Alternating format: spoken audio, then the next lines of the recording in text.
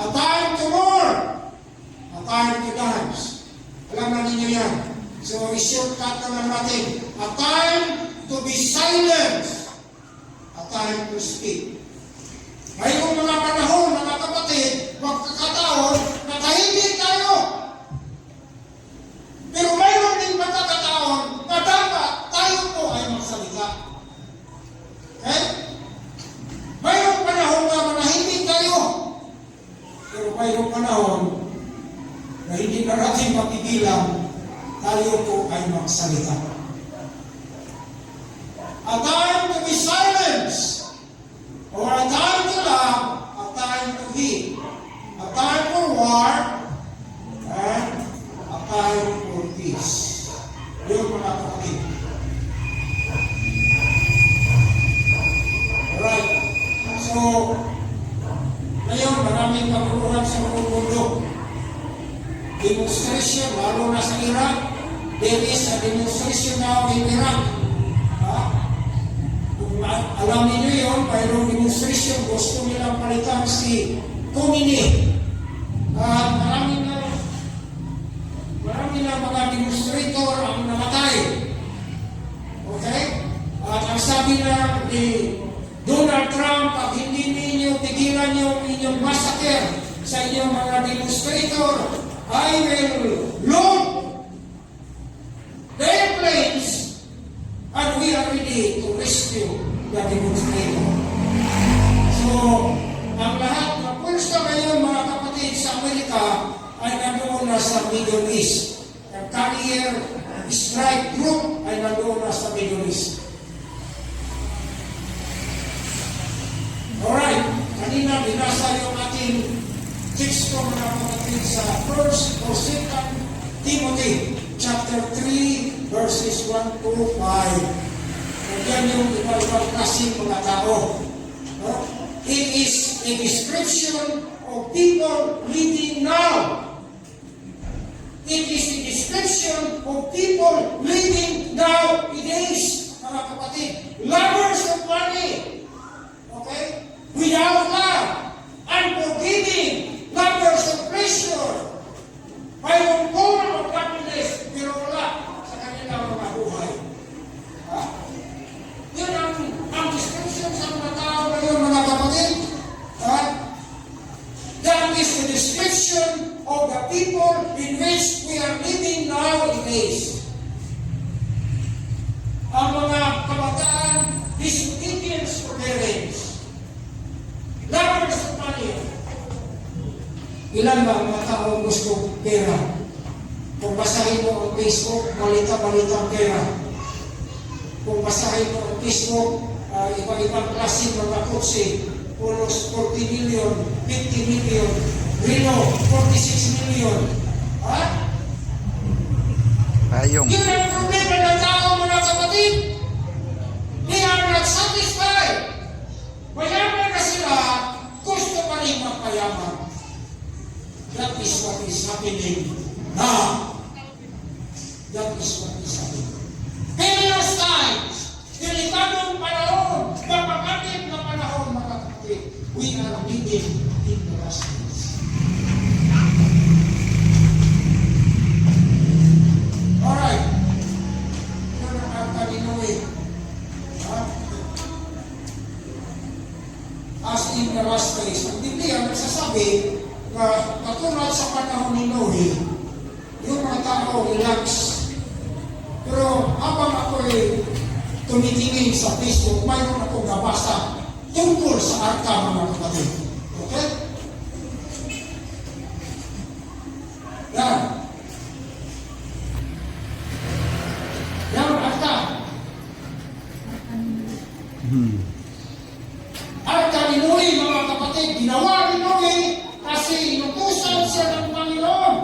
Pero habang ako'y nag-scan sa aking Facebook, mayroon akong nabasa tungkol sa arka. I would like to share it to you this morning. Yan. The most terrifying details about Noah's Ark and the size of the flood, it is the sign of the world. If you look gave in Genesis chapter 6. Nandun yung mga missionaries, hindi na natin yung pag-usapan. Nandun ang missionaries, the land, the way, the height. Nandun yung kahoy na anong gamitin ni Noah, mga kapatid. Nandun lahat. It was God's instruction. Pero ano pala doon? Nabasa ka nila? There is no steering wheel.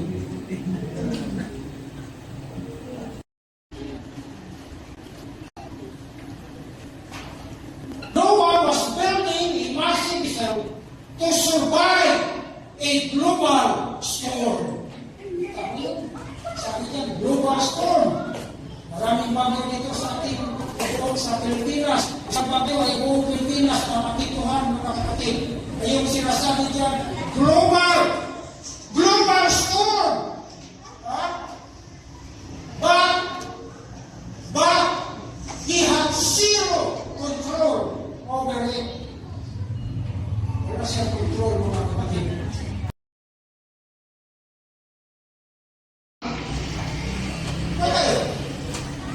He cannot control. And he couldn't aim to dry land. Hindi siya makapunta doon sa tabi ng walang pasigan, doon sa dry land. Why? Wala nang makina eh. Walang steering wheel. Okay. He was completely at the mercy of the water. Okay? The ark was not designed for navigational travel. It's just designed for floating. Ang arka pala mga kapatid, di-design lang para lumutang. Ibig sabihin, palutang-lutang lang siya mga kapatid. No? Palutang-lutang lang siya. Noah's job was to be only a passenger. He was only a passenger. He was not even the captain of the boat. Alright? God was the captain of God. Ngayong umaga mga kapatid, kumusta natin mga buhay? Sino ka ang kapitan sa ating mga buhay? Who is the captain of your life? Sino ang nandoon sa loob ng arka? Walang kapitan. He was just simply a passenger. Hindi niya alam. But he trusted God. He trusted God. This is a picture of your life right now. You are trying to steal the wheel. Nagsisikap ka na ikaw ang mamumuna sa iyong buhay. Nagsisikap ka na ikaw na para ka. You want to be on your own. But God wants you simply to rely on Him because He is the captain of your life.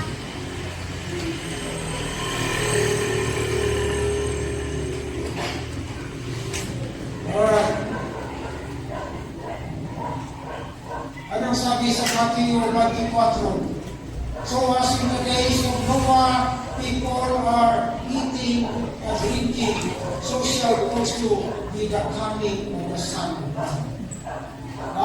Katulad sa araw na panahon ni Noe, mga kapatid, ganon din ang pagpunta sa ating pagpalito ng ating Panginoon.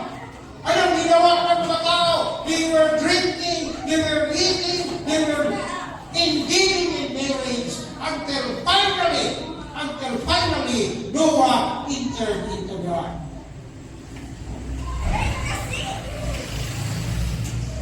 Yan. Alam niyo yan. Los Angeles Fire. Siguro napakita na dito yun. Mayroong isang matanda, senior citizen. Senior citizen. Pagkatapos ng Los Angeles Fire, Dumalaw siya doon sa nasunugan na side.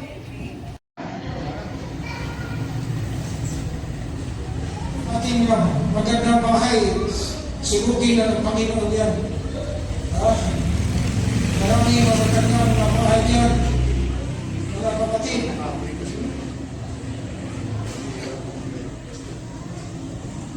Yung bagyo sa Cebu, tingnan mo yung magagandang mga kutsi. Tingnan niyo yung magagandang mga kutsi, mga kapatid. Tumpok-tumpok na. Dahil malaking baha ang tumama sa Cebu City, mga kapatid. At ating ano lang itong lupa. Carmona. Tayo ba ay naghanda? Baka mamaya matabunan tayo sa ating mga bahay. Dahil pag nag-aksyon na ng lindol, dalhin mo yung iyong bag, nandoon yung iyong bookbag, kung mayroon kang bookbag, nandoon yung iyong tira, nandoon yung iyong land title. Ano ba mga ari-ariya natin? Mga land title, dahil pag birthday, bakas tayo sa bahay. At hindi makatulog yung ating asawa. Kung bakit hindi ka nakatulog? Sinatakot ako sa earthquake. Bakit? Kasi ngayong Bernis karating. Bakit ngayong Bernis karating? Sino sabi? Ayan ang balita-balita. Pagdating sa Bernis, wala ng liguan. Ibalik na naman tayo sa normal life. Alright, earthquake sa Japan. Baguio, signal number 5, Katanduanis. Kalamigan naman. This is a description of our time. Kami na binasa natin yung description sa mga ugali ng mga tao. Ngayon naman, ang Biblia ay nagsasabi description sa mga pangyayari sa lupa na ito. Yan.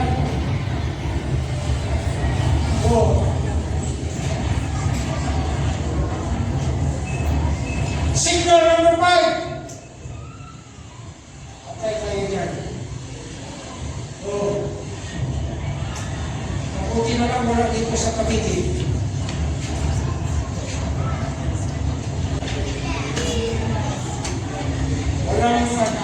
Talagang lahat ng mga bahay sa Catanduanes ubos.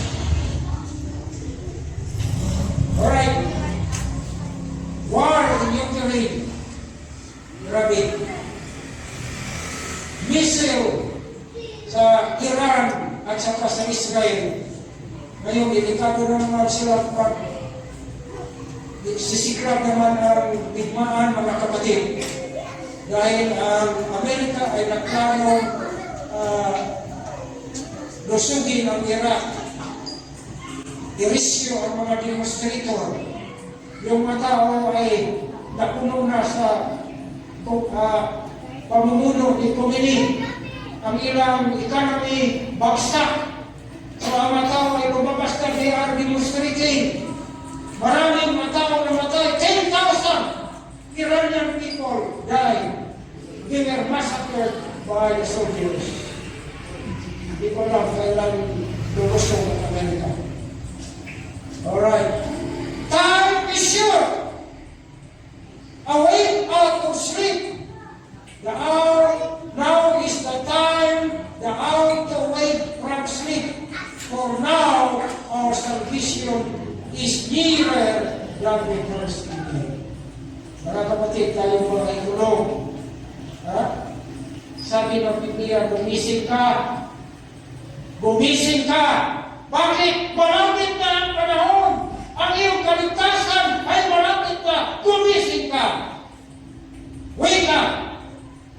Because the coming of the Lord is very near.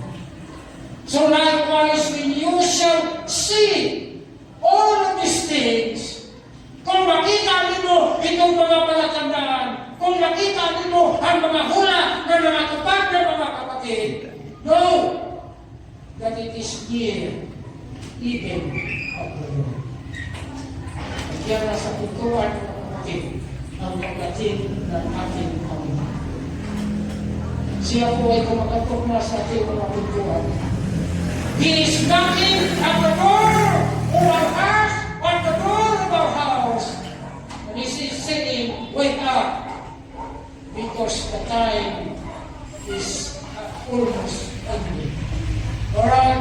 Ano sabi dyan sa Biblia? Ephesians 5:16, redeeming the time, because the days are evil. Now, mga kapatid, now is the time to redeem. Kung hindi tayo sumusuporta sa gawain ng Panginoon, now is the time to redeem. Kung hindi tayo active sa simbahan, mga kapatid, yung nakaraan mga taon, now is the time to redeem. Redeeming the time. Because the days are evil. What? Wow.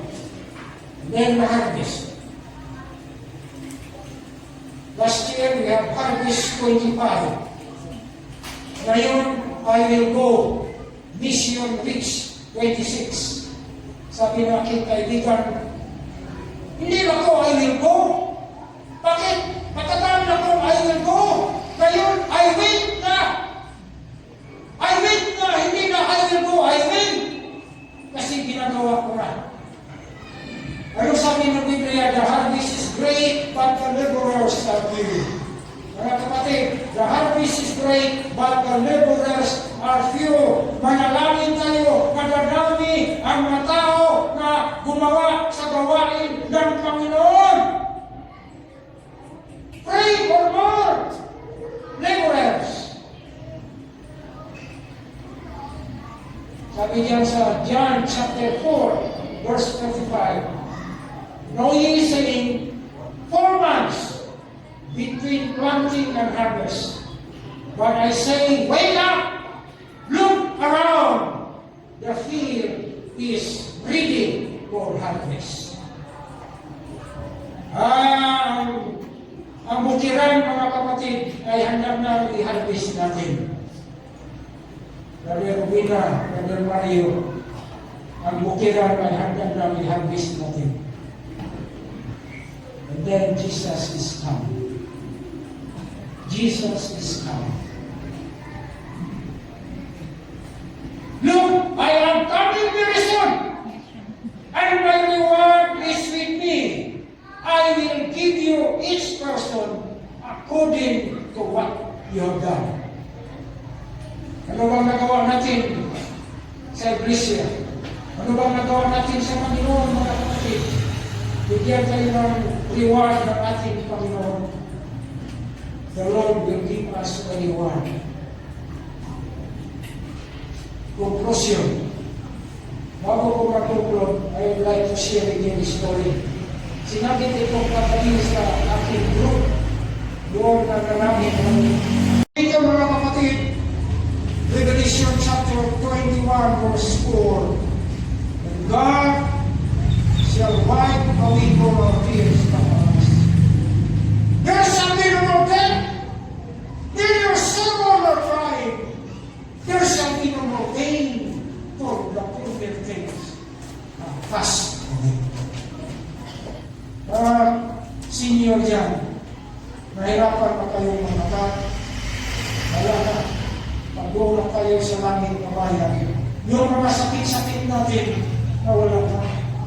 Dahil palitan tayo ng Panginoon ng bagong katawan, bagong buhay. And that is the gift of eternal life. Yun ang ating reward, mga kapatid. Buhay na walang hanggan. Kaya ibigay ng Panginoon sa ating lahat. Kung tayo po ay tapat sa Kanya at maglilingkod hanggang sa inyong ating pagpalangin tayo ng Panginoon.